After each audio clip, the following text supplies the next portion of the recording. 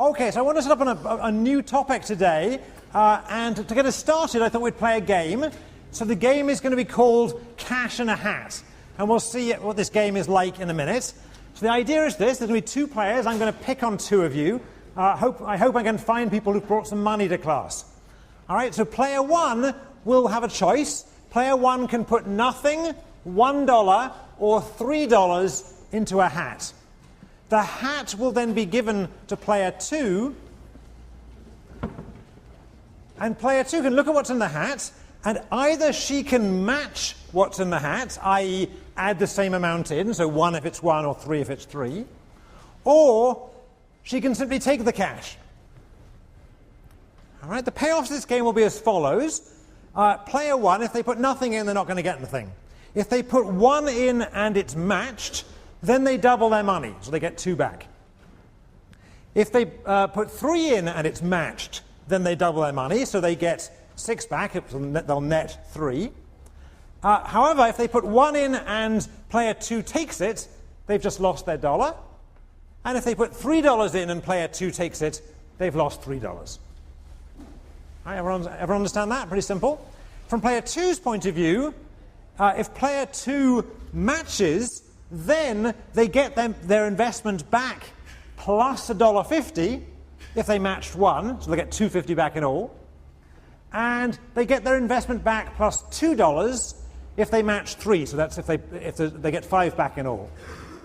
And of course, if they simply take the money out of the hat and put it in their pocket, then that's what they get in the game. Right, so once again, if player 2 matches with $1, there's $1 in the hat and she matches, then she gets back $2.50 for a profit of $1.50.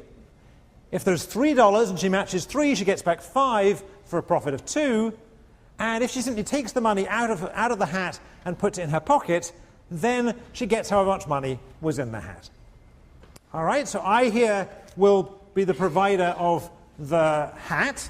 We'll use the same hat we used before. And if necessary, I'll provide sheets of paper we can write IOUs on, but I'm hoping we can play for real cash. Later on, it could be nice to get a chair here, but for now, let me just go down here. And I'm going to grab this mic. Who here wants to be player one? Who brought some money to class today? I'm quite willing to pick on somebody. All right, good. So player one is, what's your name again? Justin. Justin. So hold on to that hat for a second, all right? And who wants to be player two? All right, so this gentleman here, whose name is? Nate. Nate, all right, so we have Justin and Nate. All right, so Justin, you have to decide how much money you're going to put in the hat. Did you bring some money too, Nate? Better make sure you have, otherwise borrow some from your neighbors. All right, I'm going to put in a buck. All right, so the money's been put in the hat and delivered to Nate. And so I'm going to put in the buck too, so that I get... All right, so if we empty out the hat, here's our beautiful pink hat. I should really have the hat passed across the room rather than have me do it, but we have $2 in the hat, so I'm going to pay what am I going to pay? I'm going to pay player one $2. I'm going to give back their original $1 and give them 2 in a second. And I'm going to pay player two $1.50. You just hold the hat. We'll do that for $2.50, right? $2.50. Yes. Well, you got your money back. Trying to cheat you here. Is that it? All right. So player, I'll get you the rest in a second. Hang on a second, right? For now, and so double the money. All right. All right. So there's one reason to take this class is if you play well, you get money. All right. Now let's just try again. All right. So we had one round of this. Let's have another round. Who wants to play player one now? All right. So Katie is player one. All right. Katie, you bring some money? Yeah, sure. All right, and who wants to be player two? Someone further away. Let's have Stephen, isn't it? Is that right? Yeah. So Stephen's going to be player two. Do you bring some cash? I think so. All right. Otherwise, borrow it from your neighbours. I can have IOUs here. So here's the hat. I've only got coins. Oh, you got coins? All right. Put it in a buck. Okay, great. So pass the hat down. We'll see if it makes it there. Test the honesty of the class here. It's working its way down. I'm going to have to... There we go. Here we go. All the way down to Stephen. Okay. Check how much is in there. There's $1 in here. There's $1 in there, so you can decide whether to match or not. Okay, I'll match it. All right, so Stephen's going to match as well. All right, once again, we have this time, rather annoyingly, $1 and some coins in here, which I will empty on the stage to prove it to everybody. All right, and I will... All right, there are coins in here. All right, so I'll match this in a second and give it back to you guys. All right, so everyone understand the game? All right, everyone understand how this game worked? So we're going to spend a while discussing this, and we'd go on playing, except I'd eventually lose so much money I'm going to run out of lunch money. The TAs would object. All right, so what I want to do is I want to analyze this game. I want to think about what this game's about, what's really going on here. All right, so first, this is just a little game involved putting some money in a hat, but I want to suggest to you that this is a toy version of a much more important game. This is a toy version of a game involving a lender and a borrower. So you could think of our player ones here. That was Katie on the second round, and is it Justin on the first round? Yeah. Justin on the first round. As imagine them working in an investment bank or perhaps in a venture capitalist firm, right? And what they're doing is they're giving a loan to somebody, some budding entrepreneur who's come up with a new project. So Stephen in round 2, and who was my budding entrepreneur in round 1? What was her name? Nate in round 1 have come up with some budding project. They've left Yale, perhaps after their junior year. They've left early because they've got some great idea for something which is going to make them millions. So either it's a new mousetrap or a new version of Facebook or something. And they go to that's half, isn't it? So something better than the new version of Facebook, right? And they go to this venture capitalist firm. Maybe it's some firm in New York, or maybe it's the Yale Investment Trust, whatever, and they explain this great idea to them, and they ask for some money to invest in this firm to buy machinery and to pay early wages and so on. Right? And the lender, the guy who works at the venture capitalist firm, has to decide how much money to invest in this project. Right? After this money has been invested in the project, the person who borrowed it faces choices. They could go forward with their project, work hard, spend the money on the things they're supposed to spend, or they could just disappear to Mexico. All right? All right? Go back to Yale, for that matter. All right? And there's actually something in between they could do, which is less dramatic than disappearing to Mexico. They could just not work particularly hard, shirk, perhaps join in someone else's project, and just let the money run down without the lender really knowing about it. All right? So this is a very real problem that some of the budding entrepreneurs in the room, are going to face when you leave Yale, and more of you who are going to end up working for investment banks, perhaps unfortunately, are going to face as well. All right? Okay, so we're going to spend the whole of today analyzing this, but before we even start, let's notice that there's something different about this game, other than its sheer triviality. There's something different about this game than games we've played all the way up to the midterm so far. What's different about this game? What's different? Yeah, can I get a mic in here? Sorry. Yes, what's different? The moves aren't simultaneous. The moves are not simultaneous. This is a sequential move game. Let me put the rules up here and bring this down. So for the first time, we're looking at a sequential move game.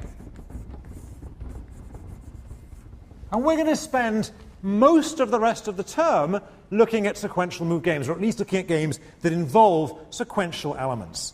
Now, what makes this a sequential move game? Let's be careful about this. What makes it a sequential move game is not simply that player 1 moved first and player 2 moved second, although that's true.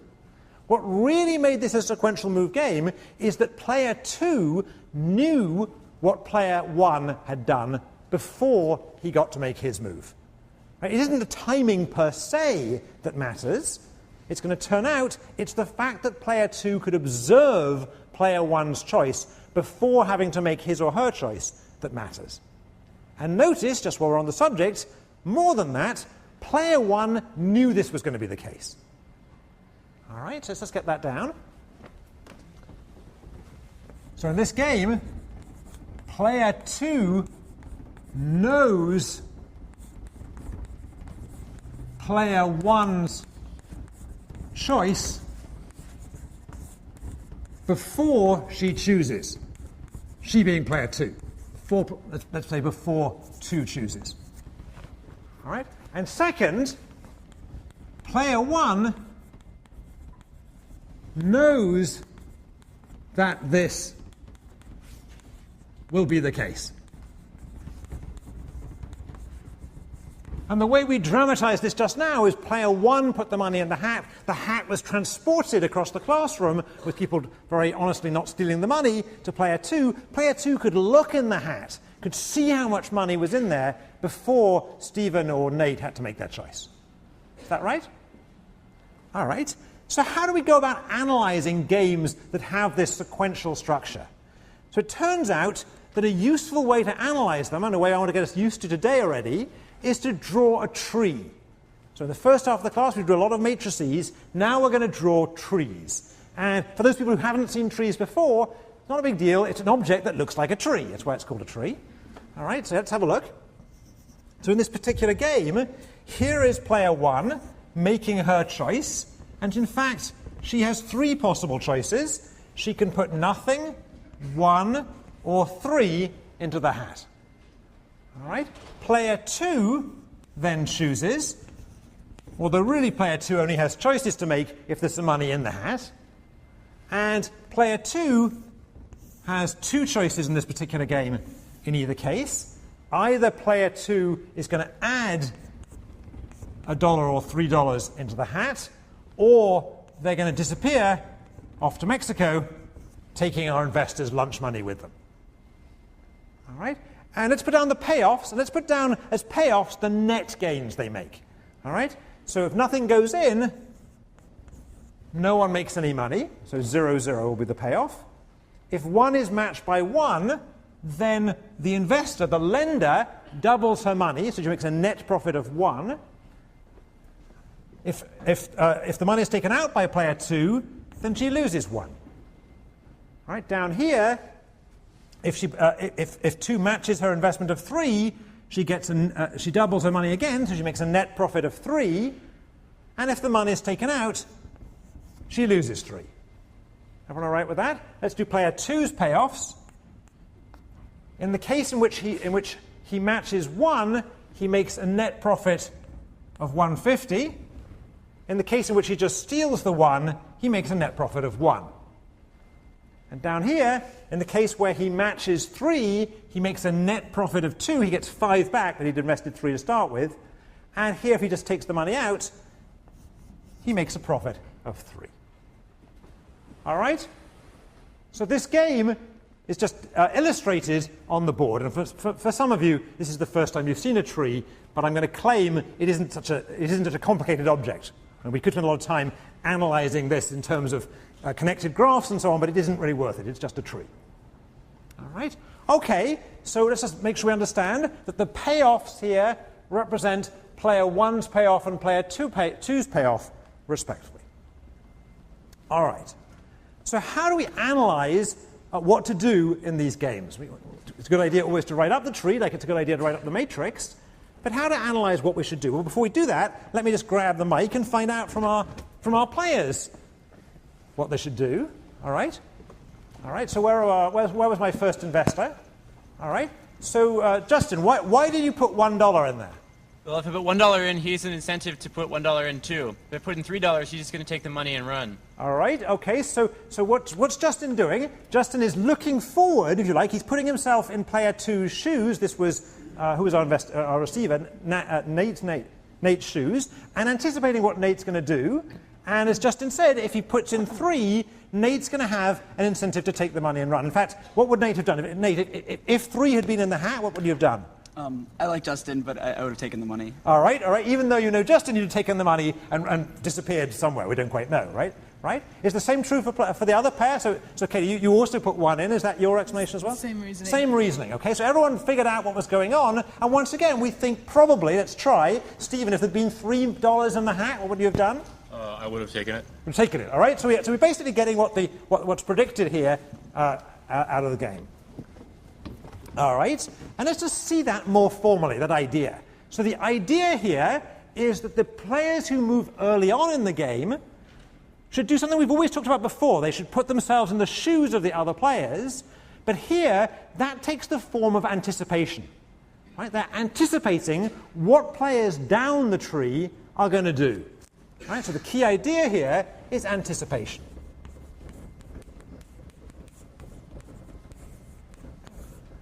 All right, what they're going to do is they're going to look forward down the tree imagine themselves in the shoes of the later players, look at the incentives facing those later players, imagine that they do the best they can, those later players do the best they can, and then work backwards through the tree. So the key idea here is to look forward to the end of the tree and work back.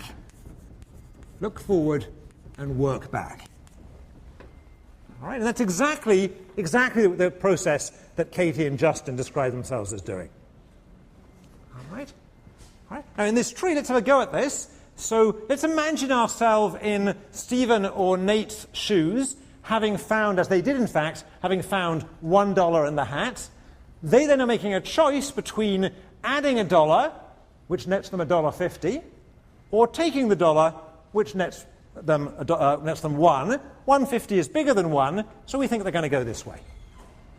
All right, everyone happy with that? Conversely, if they found themselves with $3 in the hat, then if they add $3, if they match, they're going to get $2. They're going to net $2. And if they take the money out, they're going to get away with $3.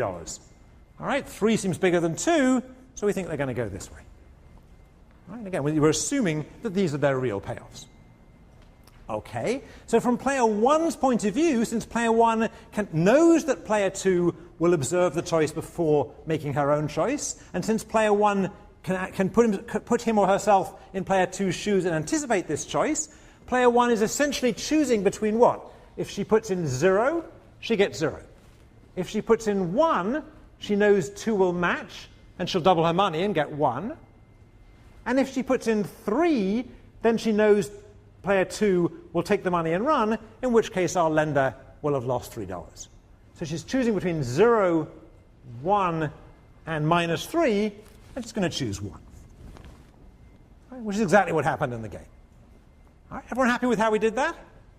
Right? So this idea of starting at the last player, the player who moves last, solving out what they're going to do, and then working our way back through the tree has a name. The name for this is backward induction. And I apologize for the business school students in the room who've had this hammered into them too many times already, so I apologize for them in advance. All right, backward induction. Now it turns out there's precisely one controversial thing about backward induction, which is whether you should say backward induction or backwards induction. So I'm going to leave the S off and call it backward induction, but it's up to you which you think the correct English is. All right? Okay. So since we've got this game here, let's talk about it a bit, this idea of the lender and the borrower. It's not an unimportant situation. We've simplified it down to a very simple choice here, but it's a very basic choice out there in the real world. All right? And it's an important choice. After all, what keeps the economy running is the ability of lenders to lend money to businesses that then invest them profitably and are able to make returns. So this underlies a whole bunch of stuff going on in the economy. All right? So let's talk about this. And the first thing I want to talk about is I want to point out that there's a problem here. There's a bad thing here, much like there was a bad thing in the very first class of the semester. In the very first class of the semester, the bad thing was a prisoner's dilemma. All right, but here it's a little different, and let's focus on it a while. So the bad thing is we ended up here. Not a disaster. All right, the lender doubled her money. The borrower was able to go ahead with the project on a small scale and make some money. The bad thing, however, is that we would have liked to end up here. All right?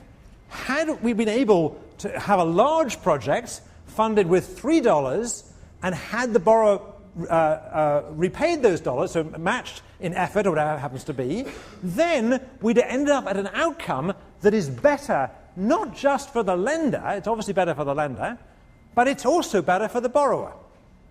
Everyone see that? Right? So the outcome we'd like to have reached gets the lender 3, where she's only getting 1 where we ended up, and it gets the borrower 2, where he's only getting 150 where we actually ended up. All right? Why is it that we were unable, so both of our pairs, both Justin and Nate, and Katie and Stephen, why were we unable to get to here? Why were we unable to get to here?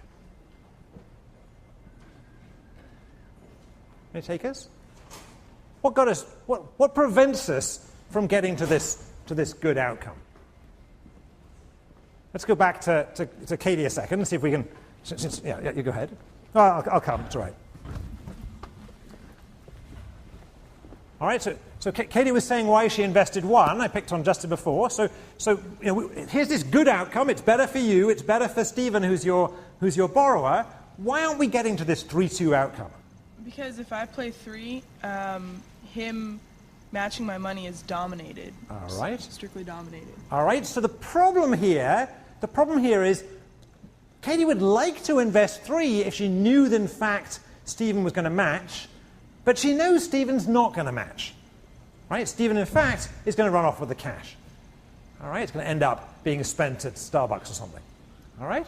And from Stephen's point of view, he would actually like to be able to borrow the $3. He would like to be able to end up at this 3-2 outcome as well. The problem is he knows, and he knows that Katie knows, and Katie knows that he knows that in fact he's going to run off with the cash. Is that right? Is that right? All right, so we're in a bit of a problem here. We'd like to get this good outcome, but incentives are preventing us from getting there. What do we call this kind of situation? What do we call this kind of problem? Anybody? No takers? All right, this is called moral hazard.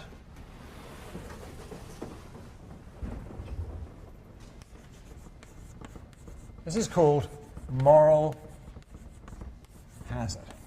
How many of you have heard the term moral hazard before?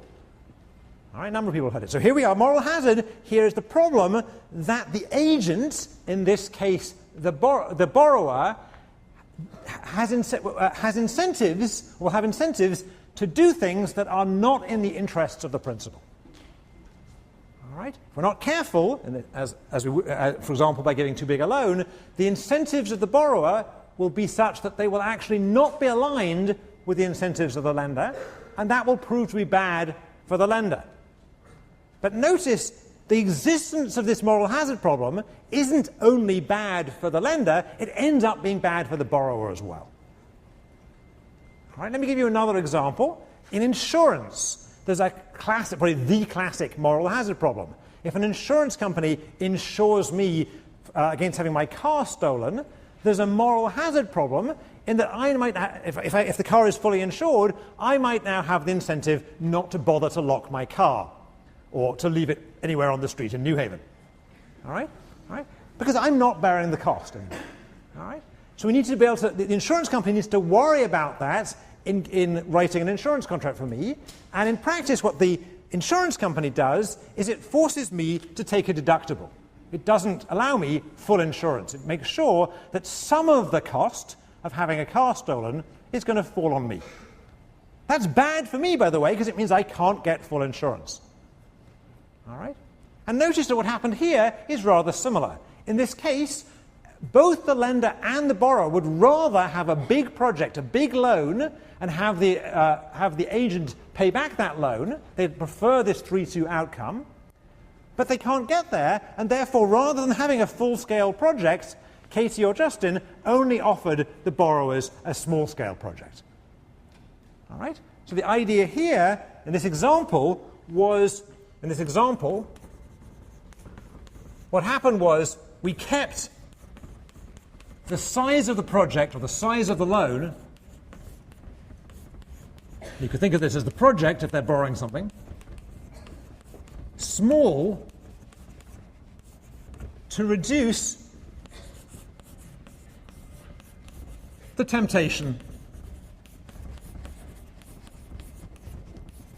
to cheat. Okay, to reduce that temptation not to repay the loan. All right. So these problems are all over all over society, but they're particularly prevalent in situations involving lenders and borrowers. All right. So a good question is, how might we solve this problem? A lot of you are about to go out and try and borrow money to set up your projects, to run your new version of Facebook, whatever. And a lot more of you, as we said before, are going to end up loaning money, perhaps someone else's money, probably, at least for a while. And we want to know how you might solve this moral hazard problem. We've seen one way to solve it. One way is simply to keep the size of the project small. What else could we do? Let me come down and try and have a bit of a discussion. What else could we do? So Stephen, what else could we do? You're with a borrower. What else can you do? Like impose laws. We could impose laws, okay. So we could impose laws, much like we talked about in Prisoner's Dilemma. We could regulate this market. There's going to be a little bit of a problem we're going to run into in regulating the law, in using the law here. What's the problem we're going to run into here? Well, I mean, we do have laws that regulate borrowers and lenders. What's the law that regulates borrowers and lenders? Bankruptcy law, right? So we have law that regulates to some extent what lenders and borrowers can do. One of the things we do in that law is we limit the degree to which we're allowed to punish the borrowers. Right? So bankruptcy law pretty much says we're going to put some limit on how much Katie can inflict pain on Stephen for running off with the lunch money. Right? Stephen can simply say, I can't repay, I'm bankrupt, and he's more or less allowed to have a fresh start. So the law would be good here, but there's limits to what we can do. Right? We could go back to the Dickensian world of throwing Stephen in jail for not repaying the loan, but it's tough. There are downsides to that, it turns out. All right. So what else could we do? Yeah, I'm going to have to dive in there a little bit. So shout into the mic. The venture capitalist can impose restrictions on what the person can do with the money. All right. So he could try and say there's only certain things you can do with the money. And for example, to make that credible, what he might have to do is to say, show me what you're going to do with the money. Show me the receipts. Right? Another thing you could say is, I will only give you the money if you show me exactly how you're going to spend this. Right? That's a good solution. Notice that you could regard that as changing the order of play. Right? It's a little bit like saying, let's have the borrower have to move first. Let's have the borrower have to commit what their actions are going to be, how they're going to spend the money, before, and show the contracts before the lender lends them the money. Right? And that's a good solution. But again, there are limitations to this solution. What are the limitations to that solution in the real world? Let's go back to all of you who are thinking about making millions with your new Facebook. What are the limitations to having some contract with the bank, with Chase, saying exactly how you're going to not only saying exactly how you're going to spend the money, but actually detailing it already with contracts ahead of time? What are the problems with that? Someone else? Someone's thinking of going into business here? Let me pick on somebody a second. So what's your name, sir? Kelly. Kelly. So imagine you have some project, you're going to borrow some money from Chase or Mr. Swenson to set up this fund. Why might you worry about having everything written out and contractually ahead of time? Then it restricts your freedom on what your ideas are, I guess. Right, so one problem is the sheer lack of flexibility, all right? If in fact the entrepreneur is not going to be flexible in how they actually run the project, there's not much point of being an entrepreneur in the first place. Right? There's a limit, to how much control you want to give to the lender. The lender doesn't really want to run the project for you. Right? There's also simply a problem of timing. It's simply not going to be possible to specify all the expenditures of a project up front. You're going to need some money to do some things ahead of time. All right? So it's a good idea. Changing the order of play is a good idea, but there's going to be limitations to this. What else could you do as the lender? What else could you do? Thinking of loaning some money in here. Loaning some money to one of your classmates for some project. Let's try again. Something like loan money over time in stages and observe progress. Good. So one possibility is to break the loan up and give it, let it come in small installments. If you do well on the first installment, I'll give you a bigger installment next time. All right? And notice that that's a little bit like something we talked about the very first week. It's a little bit like taking this one-shot game and turning it into a repeated game. Right? It's turning a one-shot interaction into a repeated interaction. And we'll come back and talk about repeated interactions later on in the course. Again, notice that there might be some limitations to this. I think it's a good idea, and in general you should be trying to do this, but it could just be that to set up for Nate to set up his new Facebook and for Stephen to set up his new mousetrap factory, they just need a chunk of money at the beginning. There may be some limit to how little money you can give them at the beginning, since they have to hire workers and set up the factory and make some big splash in advertising and so on and so forth. All right, so again, it's a good idea, but there may be limitations here. What else could you do? Let's have a look at the numbers on the board. Right now, the numbers on the board say that if Stephen's mousetrap project, were you the Facebook or the if Stephen's mousetrap project goes well and it ends up being a big project with lots of money available, there are 5 units of money available in profit, right? 3 plus 2. Right? The way we've designed things so far, our lender, I gave you these payoffs in the game, the lender is going to double her money. She's going to get 6 back to net 3, and Stephen's going to get 2. So the division of that 5 is 3 and 2. But we don't have to divide the money like that. If you're a lender, you may want to think about how you divide up the spoils of a successful project. All right? So how else could you divide up those $5, that 3 plus 2, in a way that might be better for everybody? Nate?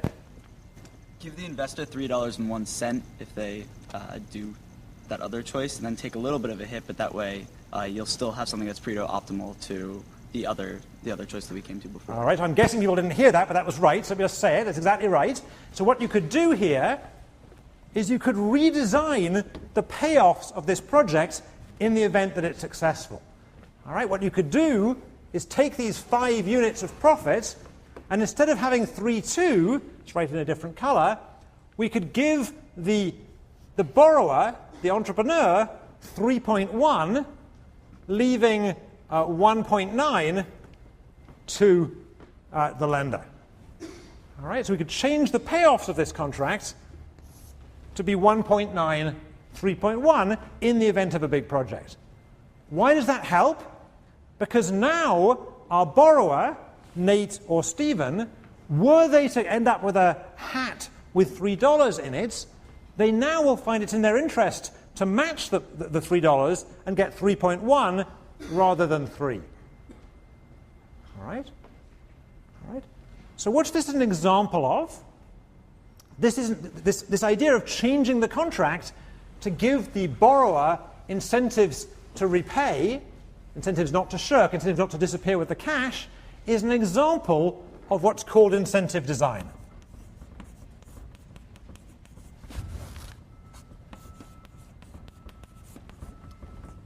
All right? So the idea here is in a lot of businesses, incentives are not given by God, they're designed by the people who write the contract. All right? And if you're either the borrower or the lender, you should be thinking about writing a contract that's going to achieve the end that you want. Now notice in this particular example, exactly as Nate said, the lender is going to take a bit of a hit here. They're not going to get 100% return, but they're ending up doing better than they would have done by giving a small loan. All right? They've ended up getting 1.9 rather than 1. Right? They're getting 1.9 rather than 1. So in this particular example, it won't always be the case, but in this example, they're taking a smaller share of a larger pie.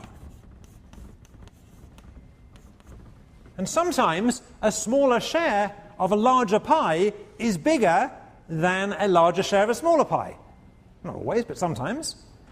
Right? The reason the pie is larger is we're able now, in an incentive-compatible way, we're able to go ahead and have a large project. So in this example, the smaller share of the larger pie actually ended up being bigger than the larger share of the smaller pie. So a smaller share of a larger pie can be bigger than a large share of a small pie. Not always, of course. All right, this is just an example. All right. Now let's just be a little bit careful here. All right, so in this particular example, even though this 1.9, this return that our lender is able to make by accepting a smaller share of a larger pie, even though it's a bigger absolute return, it's smaller in another sense. In what sense is it smaller? Let's be careful here. So we're tempted to say, look, it's 1.9. 1.9 is bigger than 1. That's got to be a good thing. But since some of you actually are going to go out into investment banks, and you might be posed this question, let me just make sure we don't make a blunder that's going to spoil your interview. So what might you be worried about as an investment banker about this deal, about this contract? Somebody else? Anybody else? I'll come down again. It's all right. What might you be worried about? Who here's be honest, who here has been interviewing with either investment banks or venture capital firms or private equity firms? Raise your hands. Oh, come on, it's going to be more than that. All right. There was a hand. Where was the hand at the back? There was a hand way back here. No? Yeah? So what might be wrong with this project from your point of view? Actually, can I get the mic on that side? This gentleman here. What might be wrong with the project from your point of view? If you could actually just find 3 small projects, then you could still get 100% returns just by dividing it up. Good. You're going to make lots of money from Morgan Stanley, whatever it is. Good. Your name is Brian, right? So there's a good ad to hire Brian at Morgan Stanley. All right. So what Brian said was, it's true that you're making a bigger absolute return here. This is a bigger absolute return. But this return up here is a 100% return on your capital. The rate of return on capital is higher making a 100% return on an investment of 1 than making a 1.9 return on an investment of 3. The rate of return is better in the smaller case. So which is the right answer? Should we worry about the rate of return, the 100% rate of return, or should we worry about the absolute return? If you're in the business of investment banking, who thinks you should worry about the absolute return? Who thinks you should worry about the rate of return? Who thinks it depends? What does it depend on? Yes, keep me from falling off this thing. What does it depend on? Someone who said it depends, what does it depend on? Depends is only a good compromise vote if you know what it depends on. Yeah, the gentleman here. Since an investment banking firm only has a limited amount of money to invest, you want to see if you can get a higher rate of return investing elsewhere. All right. So I think you're on the right lines. There's 2 things to worry about. One is, what is your supply of funds to invest? And the other is, what's the other supply you're worried about as an investment bank or a venture capitalist firm or a private equity investor? What's the other supply coming your way? Yeah, the number of projects coming across your door, if you like, the demand for your cash, the supply of projects. All right. So what we have to worry about here is what is the true opportunity cost of that money. All right. If there are very few projects out there, all right, then you basically just want to go down the list of projects, picking off absolute return. However, to go to the other extreme, if there's an infinite supply of projects all coming in, all of which will offer 100% return, then as our banker at the back told us, you should just go for 3 small projects rather than 1 large one. Right? But the question of which is better, it isn't as simple as saying, yes, we should always go for 3 small projects. There may not be 3 small projects out there that offer 100% return. All right, so what's going to matter here is what's the true opportunity cost of the capital, and that's going to depend on what projects are available to you. All right, this was just an example of incentive design. Just one example of incentive design.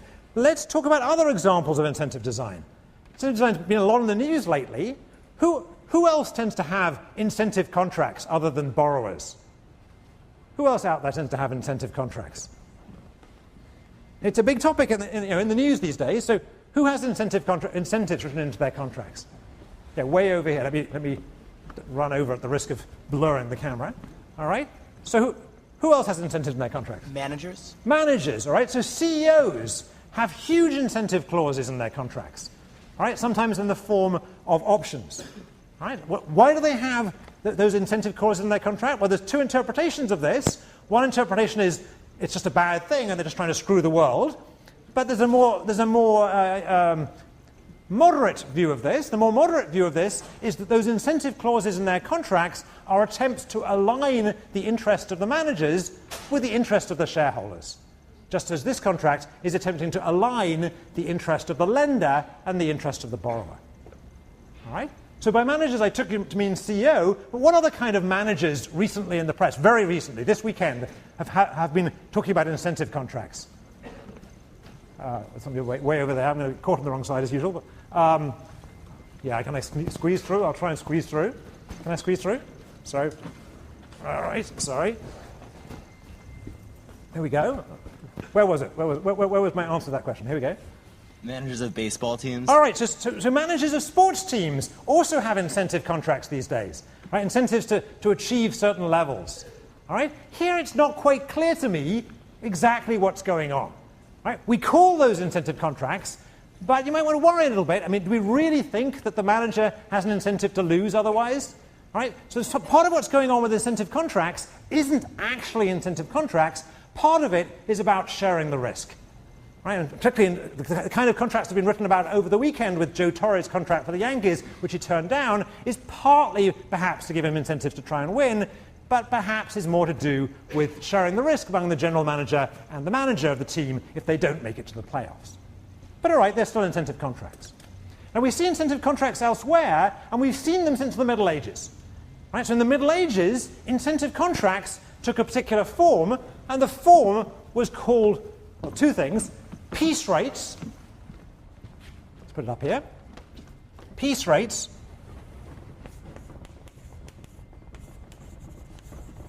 And in agriculture, it took the form of sharecropping.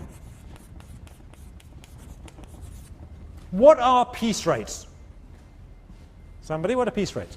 What are peace rates? Anyone know anyone who's on peace rates? What is sharecropping? Somebody must be from a farming state. Yeah, there's somebody out here. The guy in orange out here, yeah. Sharecropping is where the landowner takes a portion of the farmer's crop at the end of the farming season. All right. So sharecropping is a contract whereby part of the output of the farm goes to the landowner and part is kept by the farmer. All right. Going back to the Middle Ages, part of the output would stay with the peasant and part of it would go to the lord of the manor. Right. Peace rates are a similar idea. Rather than paying wages to workers, just bundles of cash, the amount at which they're paid depends on output. So peace rates would say if you produce 17 yards of cloth, then you'll get paid the revenue that's derived from 3 of them, say. All right?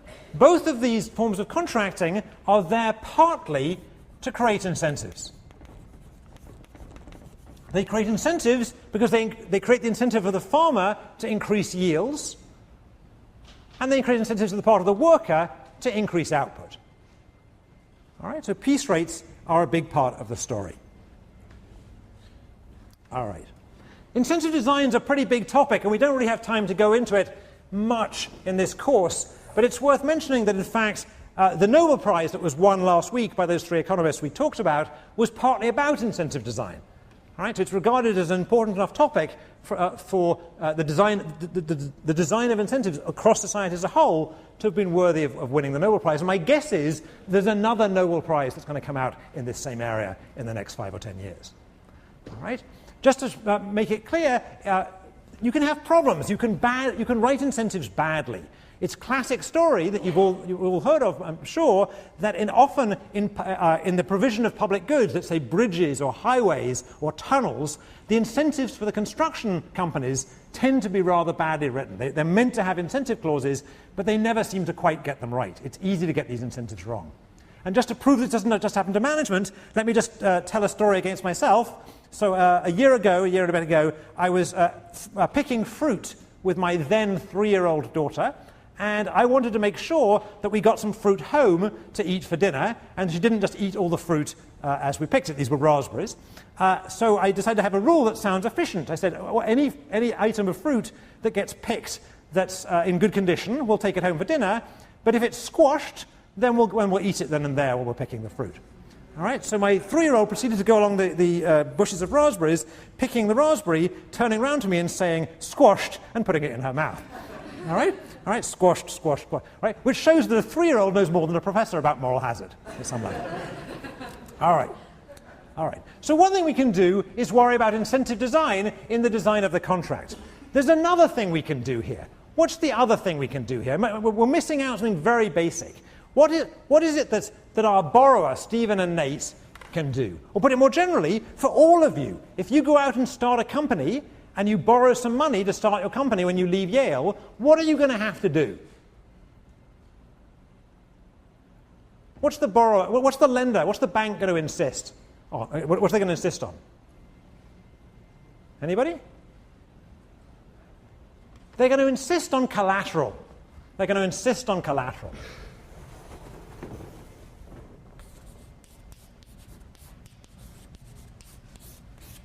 What is collateral? I'm somewhat charmed to see how few of you are going to end up borrowing money, but for those of you who haven't got trust funds, you're going to end up borrowing money. So what is collateral? Yes, what's collateral? You give someone to hold, you let the bank hold on to something? Right, you let the bank hold on to something in the event that you default on the loan. All right? You're going to let the bank hold on to something in the event that you default on the loan. Now, for most people here, what are they going to post as collateral? Let's assume that we're back to our original contract here. We can't do this. We're back to our original case. What are most of you going to end up using as collateral if you borrow money? Yeah, everyone's saying a house. I'm guessing that for most of you, I'm not going to look around the room because I don't know how many trust fund babies I've got in the room, but for most of you, it's going to be what? It's going to be your parents' house. All right? All right? So why is it that your parents' house being posted as collateral is going to prevent you from disappearing to Mexico with the loan? Well, let's have a look at how that changes the payoffs. Now, if you take the money and run, you disappear to Mexico, but you end up with $1 minus a house here and $3 minus a house there. Of course, we're relying here on you liking your parents enough not to mind about the fact they'll be sleeping in the rain, but as long as that's the case, I think with high probability, you're now going to decide to return the loan, at least if you can. Is that right? Now notice that the way in which this collateral worked, there's a subtlety to how this collateral works. You might think that the way in which collateral works is that now the lender feels safer because even if you end up defaulting on the loan, at least they get this house. All right? And that's true. There's some truth in that. But that's really not the key here. Right? Frankly, most bank lenders don't want your parents' house. Right? I mean, your parents might have very nice houses, but this isn't a good housing market right now, and they don't particularly want to see your parents on the street. The way in which this works is not so much that it gives an extra positive return to the lender. The way in which it works is it gives an extra negative return to the borrower. All right, so let's just do this backward induction again with the house in place. All right, so with this house in place, as before, you'll return the loan up here. But now, provided you like your parents enough, you would also return the loan here, because you'd prefer $2 to $3 minus your parents' house, in which case you'll get a loan of $3. All right? So the way in which the collateral worked was by hurting you enough, or in this case hurting your parents enough, in the event of default, in such a way as to change your behavior. But notice it helped you. So here's a subtlety coming in here. By issuing collateral, we actually lowered the payoff of the borrower at certain endpoints of the tree. We lowered the payoff of the borrower at certain endpoints of the tree. But as a consequence, we were able to end up at an outcome that was better for the borrower. Sometimes having lower payoffs can actually make you better off. And the reason it makes you better off is it changes the behavior of other players in the game in such a way as may benefit you. In this example, by inducing the lender to give you a bigger loan. All right, so the way the collateral works is it lowers your payoffs if you do not repay,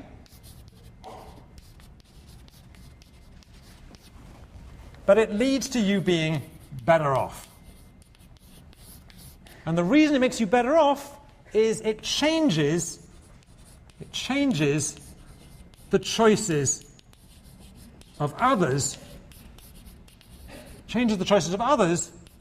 in a way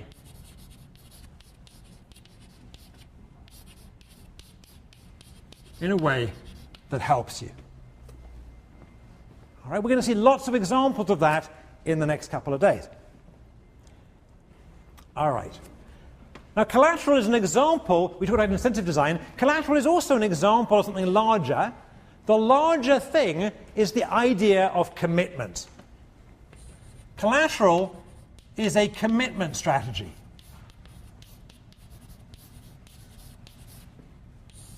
It's a commitment strategy.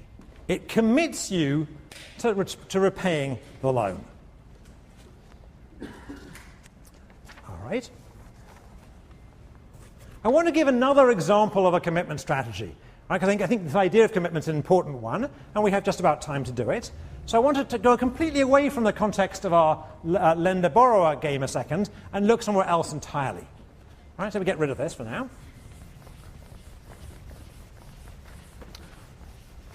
I want to take us back to 1066. What happened in 1066? What happened in 1066? I know this is America and no one gets an education anymore, but still, what happened in 1066? The Norman conquest took place in 1066, right? So the Norman army invades from Normandy, led by William the Conqueror, and lands on the Sussex beaches at Hastings. All right? And what I want to imagine is a game involving the Norman army, or William the Conqueror in particular, and the Saxon army. All right? So here's the little game. So we're now in the area of medieval military strategy. All right? And here is the game. We'll start with the Saxons here. The Normans have already invaded, so I guess the Normans have already moved. But here's the Saxon army making a decision. They're deciding between fighting and the important medieval military tactic known as running away. And of course the Normans are going to know whether the Saxons are actually going to charge down the beach and attack them, and they are going to have to decide whether to fight or run away. All right? And let's put the payoffs in. Now leave some space below here. Leave some space down here on your notes. All right? Let's put the payoffs in.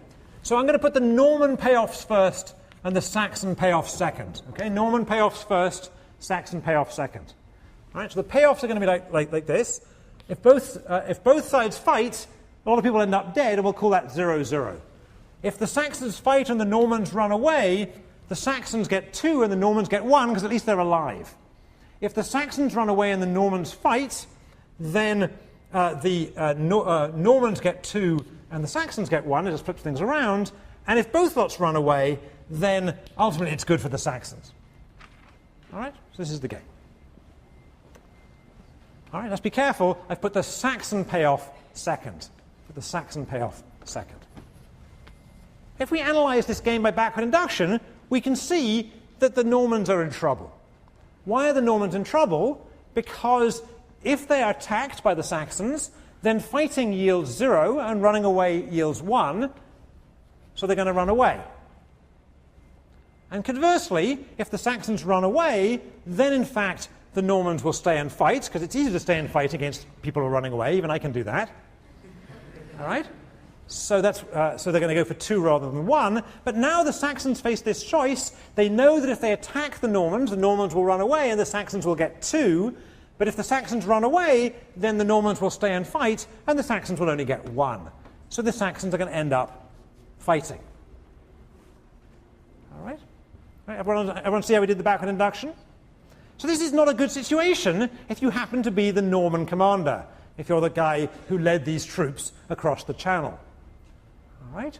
So what did William the Conqueror do? He burnt his ships, all right? So let's now make this game a little bit more like the real historical situation. Here's a move that William the Conqueror, the king of the Normans, can do. he can either not burn his ships, or he can burn them. If he burns them, then the game is rather different. Once again, the Saxons can decide whether to fight or run away, but now the Normans really don't have any choice. They have to stay and fight, because swimming back to France wearing armor is difficult. All right, so the payoffs become 0-0 and 2-1 as before. All right, so we know now that the Normans are going to stay and fight. That's all that's available to them. I've put it that they don't even have the option of running away. If you want, you could put running away yields them minus infinity or whatever it is to get drowned. All right? So now, if the Saxons, if the Normans have burnt the boats, the Saxons know that if they fight, the Saxons will get 0. If they run away, they'll get -1. So now they'll run away. And then from William the Conqueror's point of view, what's he choosing between? He knows that if he doesn't burn his boats, the Saxons will fight and his troops will run away. But if he does burn his boats, the Saxons will run away and his troops will fight, so he wants to burn his boats. All right, everyone okay with the example? All right. Now this is probably the classic example of a commitment strategy. Right? William the Conqueror in this example, or Cortez in perhaps the more famous example, burn the boats to get rid of some strategies, to get rid of some choices altogether. And you might think, how can getting rid of choices make me better off? And the reason in a game, particularly in a sequential game, but in a game generally, the reason getting rid of choices can make me better off is it changes the behavior of people on the other side of the game in such a way as benefits me. In this particular example, it makes the other side less likely to fight. All right? So once again, this is a commitment. It's a commitment, and the way it works is, this example of a commitment is actually to have fewer options. To have fewer options, and it changes the behavior of others. If it didn't change the behavior of others, it wouldn't be worth doing. All right. So let's just talk about this a little bit more. There's another famous example of a military commitment strategy that occurs in the movie Dr. Strangelove. How many of you have seen the movie Dr. Strangelove? How many of you have not seen the movie Dr. Strangelove? All right, good homework exercise for the weekend. Rent the movie Dr. Strangelove. Great, it's a very good movie. All right, Stanley Kubrick, I think. All right, so in Dr. Strangelove, there's a famous commitment strategy. What is the famous commitment strategy in Dr. Strangelove? Somebody? Let's get a mic. Ali, can we get a mic down here? There's one on the way. The guy in white. There you go. There you go. Yep, there you go. Great. They lose radio contact with the base, which means that they're going to end up dropping the bomb. All right, that's true. I was thinking more deliberate. What's the more deliberate? The guy in red. What are there? There's somebody in red here. Here we go. Try.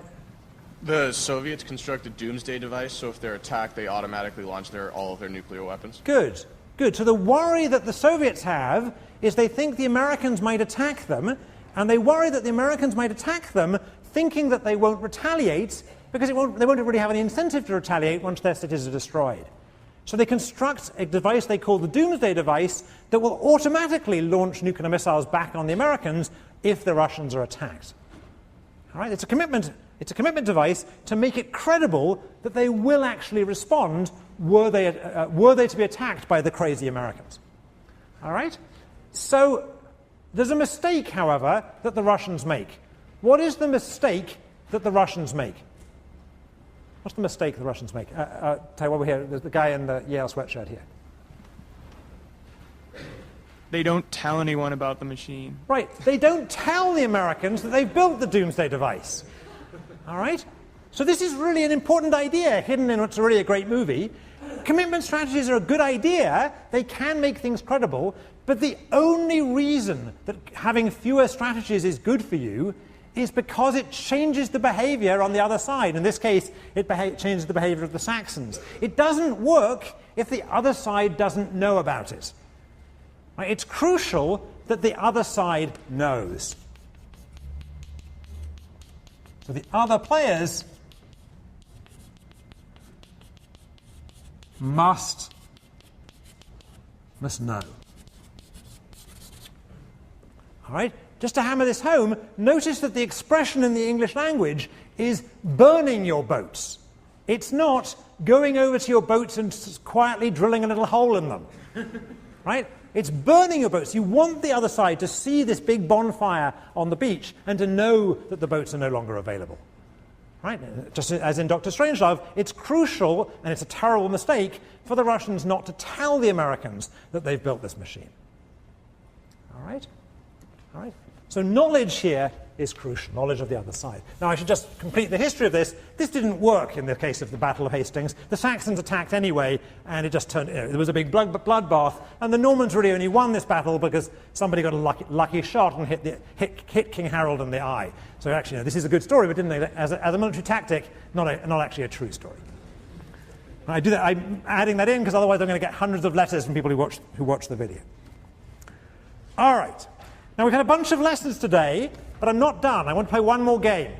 Before I do, though, I want to make sure you understand. We're going to play another game, so everybody stay put. I want to make sure that there's a bunch of lessons on the board, and I want you to understand what's important and what's more important. Everything's important, but some things are more important. All right?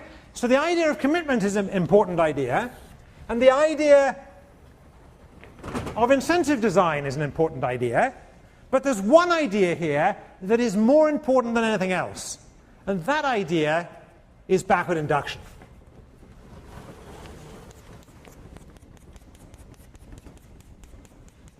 All right, put a little sun around it, okay? How important is backward induction? Backward induction is the most important thing I'm going to teach you in the second half of the semester. It's probably the most important thing I'm going to teach you in the whole semester, and it may be the most important thing you're going to learn at Yale. All right? It's the answer to all questions. If I ask you a question, and as happens from time to time, you've been sleeping in class, and you wake up startled because I've now asked you a question, and that camera is on you, right, and you don't know what the question is, then the answer is backward induction. All right? Now, I'm stressing this because 6 weeks from now, whatever it is, in December, there's going to be a final exam, and I guarantee now that there will be a question on the final exam that involves backward induction, and I guarantee that at least one person in the room will forget to solve it by backward induction. All right, so are you going to use backward induction on the final exam? Yes. Yes? You're all going to remember it? Okay, good. Now we'll play one more game, just for fun. All right. Oh, before we play one more game, I'll do one other thing. Sorry, one other thing before we play one more game. I apologize. The one other thing I want to do here is I put up a tree here, but I forgot to tell you anything about the tree. This was a tree, and I would be remiss if I didn't tell you a few things about trees. So there's a certain amount of jargon that goes along with trees, and I want you to be able to read the textbook and know what that jargon is. So these spots, these dots in the tree, these things are called nodes. All right, they're called nodes. And in fact, the end points of the tree, where the payoffs are, these are also called nodes, but they're called end nodes. All right? And these branches in the tree, the branches, here they are, the branches are called edges. All right, so a tree consists of nodes, edges, and these missing dots are the end nodes. The end nodes are associated with payoffs. Do we need to write that? That's obvious, right? They're associated with payoffs. And every other node belongs to somebody whose turn it is to make a decision at that node. All right? So these other nodes, the ones that aren't end nodes, are called decision nodes. And it's perfectly possible, for example, in our Norman Conquest game, for somebody to have several nodes. Somebody could move once, and then later on in the game. There may also be nodes that are never reached in a game. One last piece of jargon, a route through a tree from the beginning to an end is called a path. A path. A way of getting through the tree from the beginning to the end. So we'll have a pop quiz on that jargon later, and now let's play the last game I want to play. We've got 10 minutes, right? Okay, everyone understand the jargon? I want to play a game now, all right? So the game we're going to play is a game we're going to call the Hungry Lion game. All right, it's the Hungry Lion game. And what I'm going to do is I'm going to pick on a row of the class. Actually, I'm going to pick on this row of the class. All right? And this row of the class, everyone can see this row from up there. You can lean over the balcony. This row of the class, we're going to imagine that everybody in this row is a lion. All right, do they all look like lions? Not much, but no, pretend they're lions, right? Suspension of disbelief. All right? They're all lions, and they're all hungry. Right? Except for one person, who's this guy at the end, whose name is Alex. So Alex is a sheep. Alex had the misfortune of wandering into this pack of pride of lions, and is liable to get eaten because they're hungry. All right? However, one thing stands between Alex the sheep, and being eaten. The one thing that stands between him and being eaten is that in lion society, the only lion who is allowed to eat the sheep is the head lion, the big lion, whose name is Ryan. Right? Ryan is the head lion here. Right? Only Ryan can eat Alex the sheep. No other lion can eat Alex the sheep. All right? Now there's a catch if Ryan eats Alex, if Ryan the lion eats Alex the sheep. The catch is that if Ryan the lion eats Alex the sheep, then Ryan the lion will fall into a postprandial stupor, fall asleep, at which point the second largest lion, whose name is Chris, can eat Ryan.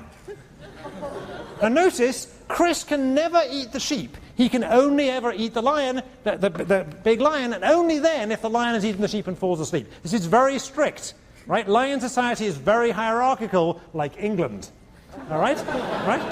Right? If, however, Ryan the lion eats Alex the sheep and is then falls asleep and is then eaten by Chris the lion, then and only then he will fall into a stupor, at which point he can be eaten by Isabella, who's the third largest lion, and so on. Ever understand the game? All right, no questions, no talking among yourselves. Write down what you would do if you were our key decision maker, who is Ryan the lion. Well, before we write it down, can I get Alex to stand up a second? Stand up. All right, camera on him. All right, this is the menu. All right, thank you. All right. Okay, so you have to write down in your notepad whether you, Ryan the lion, in Ryan's shoes or paws or whatever, whether you would eat Alex the sheep. Everyone written something down? All right, now let's ask Ryan the lion what he's going to do. So Ryan, are you going to eat Alex the sheep? No. He says no, he's not going to eat. Why not? Well, because then I'd be... Shout out. Then I'd be eaten as well. Then he'd be eaten. Well, let's see if he would have been eaten. So had he eaten Alex the sheep, then he would have fallen asleep, and then he'd have been in danger of being eaten by Chris. Chris, would you have eaten Ryan? No.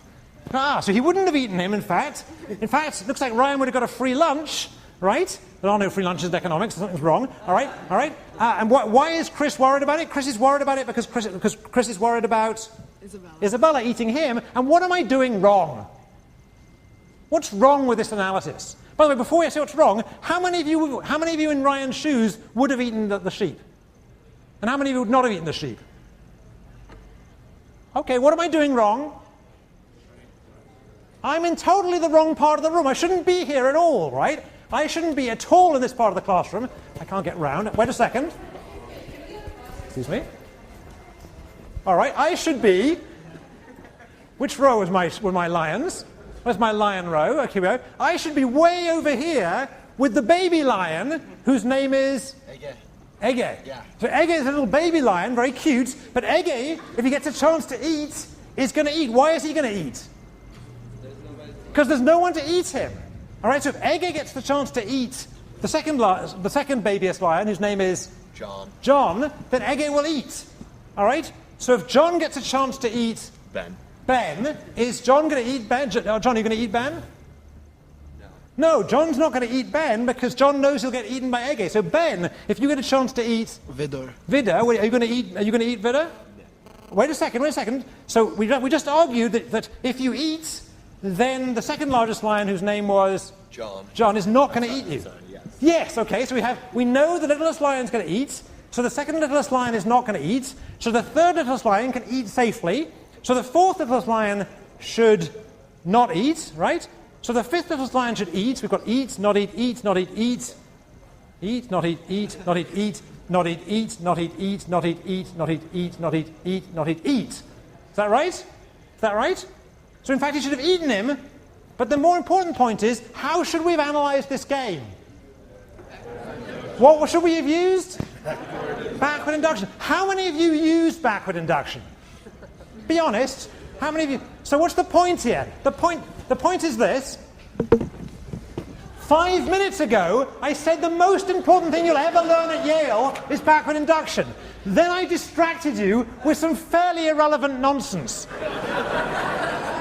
And 5 minutes later, nobody used backward induction. So the main lesson from today, the lesson we're going to pick up on Wednesday, is to use something. What are we going to use?